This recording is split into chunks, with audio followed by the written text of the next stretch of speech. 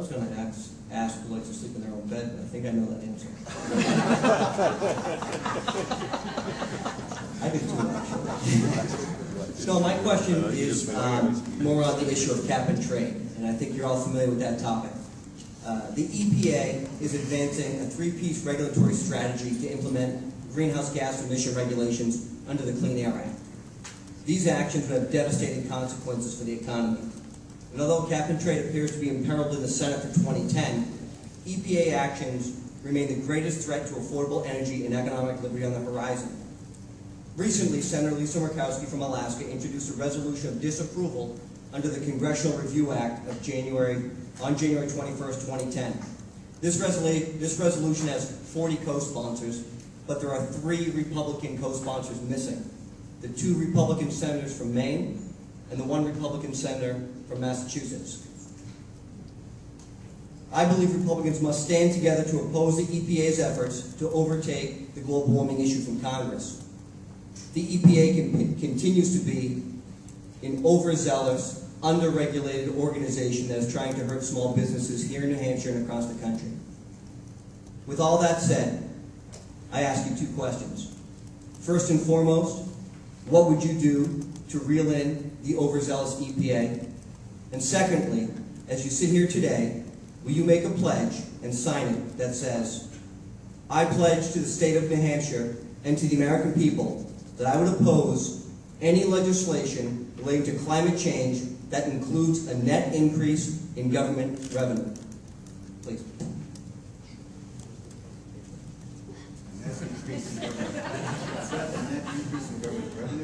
That's right, the government revenue. In other words, so you would be taxing cap and trade is what the issue is.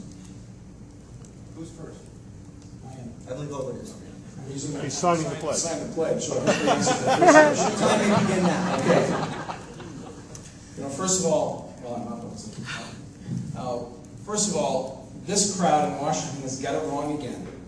They think by penalizing business, by using the stick of government, they can change fundamentally how we conduct businesses and how we live our own lives in America under the promise or under the theory of global warming.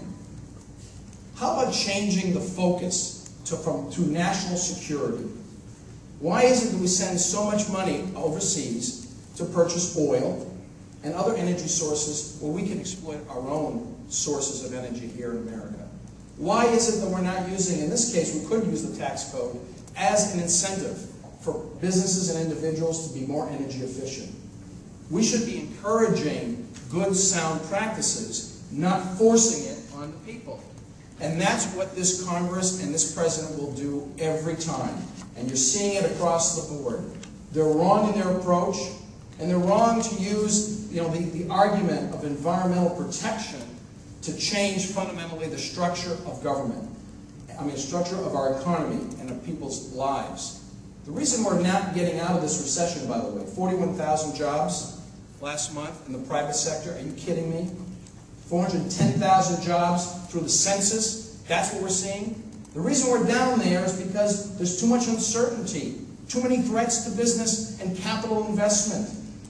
We need to pare back regulations that get in the way of business development. And in the area of environmental regulation, we are our own worst enemy, frankly. We need to do an overhaul of both the laws and the regulations in that area, and I certainly would fight to do that. I want to be a senator who's known for the number of laws that are repealed, not the number of laws that are enacted, and the number of rules that are repealed as well. Thank you. Thank you. No problem. Please refrain from clapping, Tom. I saw it.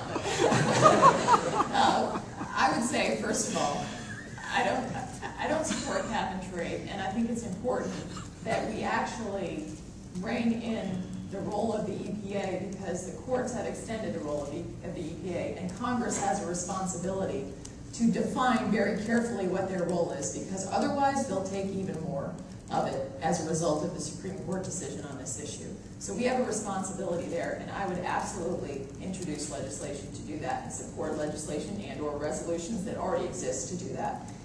And I'd be proud to sign the pledge that Corey proposed. Is it up there? Right It there? is, yes. Happy to do it. Thank you.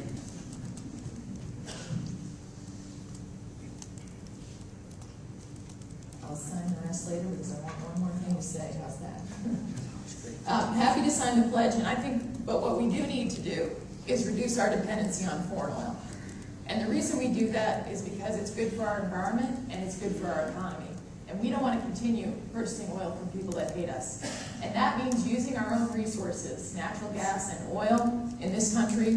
That means more nuclear power. We haven't put a new nuclear power plant online in 20 years. And the French get a substantial amount of their power from nuclear power. And it means using everything within our power, conservation, and the best technology and clean energy. But there's no one energy source that will get there. Cap and trade is just going to put all of our small businesses in a bad position, and it's bad for our economy. But we should reduce our dependency on foreign oil, and I will absolutely fight to do that, of using our own natural resources and cutting through the regulation to make sure that we can get new power plants online in this country. Our entire government needs to be downsized, not just EPA, but EPA certainly is a good candidate for reducing the size of government. One of the things that's really been tragic about the mishandling of our economy is that despite the fact that our federal government has spent $1 trillion of so-called stimulus over the last 2.5 years, we continue to lose jobs by the millions and millions. And our economy just came up with an incredibly anemic jobs report yesterday, despite all this spending. And part of the reason is that businessmen can't predict what their costs are going to be. They can't predict what their tax rates are going to be. They can't predict what their cost of capital is going to be. They can't predict what their energy costs are going to be because of cap and trade. They can't predict what their labor costs are going to be because of card check. And they can't predict what their medical health insurance bills are going to be because of this obscenely big health care legislation. So if you can't predict any of your costs, what do? You stop. You do nothing. And that's what's stalling our economy right now. Now, as far as the concept of cap and trade to begin with, it's a terribly half-baked idea. You know, it's another scheme for the government to pull in more tax dollars. But you know, our federal government exists to handle crises like the one which we've experienced almost 7 weeks ago in the Gulf of Mexico. And it's tragic that our president didn't understand at the beginning of day one that this was his new #1 priority. It's tragic. He let 6 weeks go on where he was bashing Wall Street executives and he was resurrecting the debate about don't ask, don't tell. And only when the press started showing pictures of birds coming in soaked with oil did he decide, well, maybe I better get down there to the Gulf of Mexico and make an appearance at least. Well, our world, our economy has been harmed more in this last 6 weeks of government inaction than a century of carbon credits could ever correct. Thank you.